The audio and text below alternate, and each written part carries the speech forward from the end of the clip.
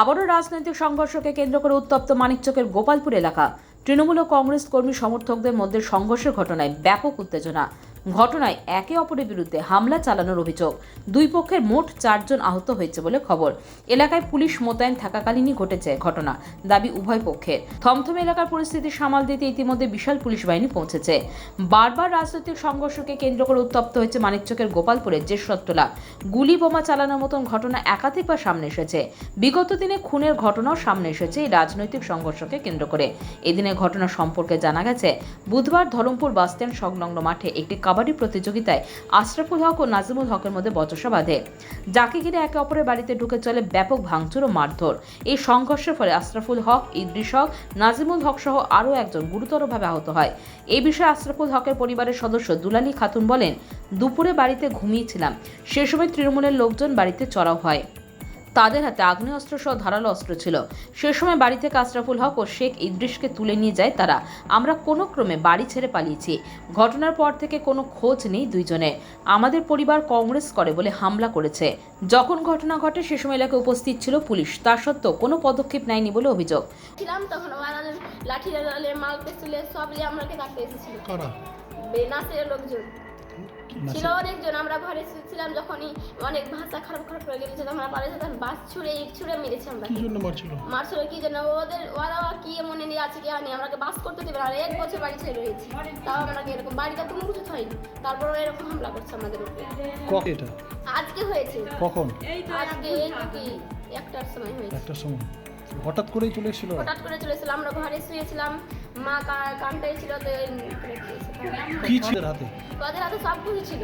কি ওদের মানে আমাদের জীবন দিয়ে দিতে ওরা এসেছিল। কি ছিল ওদের কাছে? কোনো অস্ত্র ফস্ত্র ছিল? হাইসেল, আদনা, মাল সব কিছু অনেক কিছু ছিল। আচ্ছা, কি করলো ঘরে ঢুকে? যখন আমি শুয়েছিলাম তো মানে অনেক ভাষা খারাপ করে গেল, যদি আমি ধরিয়ে ফেলেছি তখন লাদনা ছুড়ে আমাকে মেরেছে, তখন আমি অনেক দূর পালিয়ে গেছি। ভাঙচুর করেছে ঘরে ভাঙচুর করেছে, বোর্ড আর কপাট ছুড়ে মেরেছে। কি জন্য করছে এগুলো? কি জন্য করছে ওরা মানে আমরাকে এখানে বাস করতে দিবে না।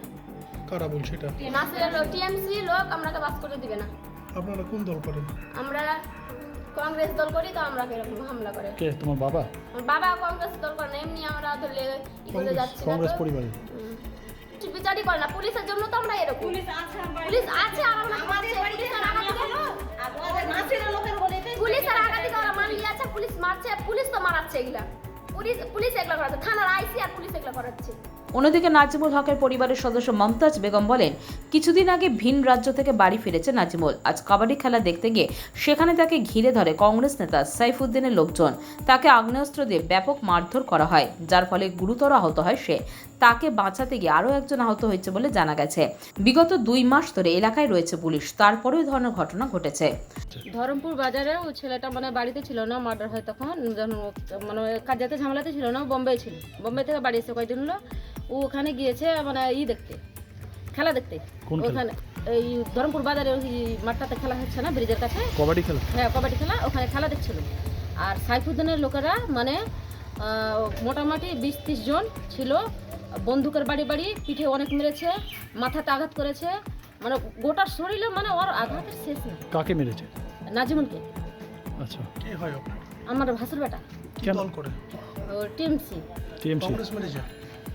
যারা মারধর করেছে ওরা কোন দলের? ওরা মারধর করেছে, ওরা কংগ্রেসের দলের এই সাইফুদ্দিনের লোক। কেন মারধরটা করলো কেন? হুকমত ছিল। কেন মারধর করলো কেন? এনামুল ছিল, এমনিও তো খেলা দেখছিল, মেরে দিল। ওরা গায়ে ধরে পাটার ভুয়ে গেছিল না, মাকো কাটতে গেছিল, মাকো কাটতে গিয়ে ওর ভাইকে একটাকে মেরেছিল। আর আবার ফের এর মতন মানে যে যেখানে যে পাচ্ছে তাকে ধরে মেরে দিচ্ছে। এর মতন করলে সমাজ চলবে কেমন করে? আমাদের বাড়িতে কেউ যায়নি, ওরা মিথ্যা কথা বলছে। ওরা এই 2টা লোককে আমাদের মার্ডার করেছে। একজনের হাত কেটেছে। নাজিমুল কি অবস্থা, কি রকম আছে? ভালো অবস্থা নেই, মানে সিরিয়াস অবস্থা আছে, মানে ভর্তি আছে। মিলকে থেকে আবু মালদার এফআর করে দিয়েছে নাকি ওটা বলতে পারবো না, এখন মালদার খবর আসেনি, খবর আসলে ওটা বলতে পারবো। কি দিয়ে মারধর করেছে ওদের? বন্দুক ছিল, হাঁসা ছিল, তারপরে লাদনা, লাঠি, মানে সব নিয়ে ওরা মারধর করেছে।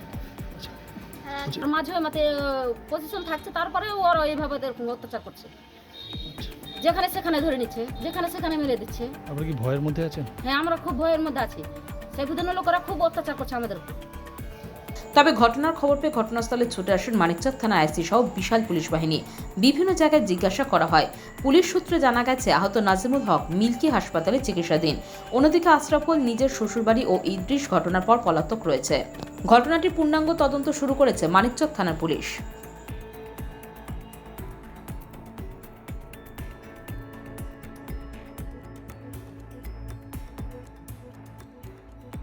Bureau news Bangla Times.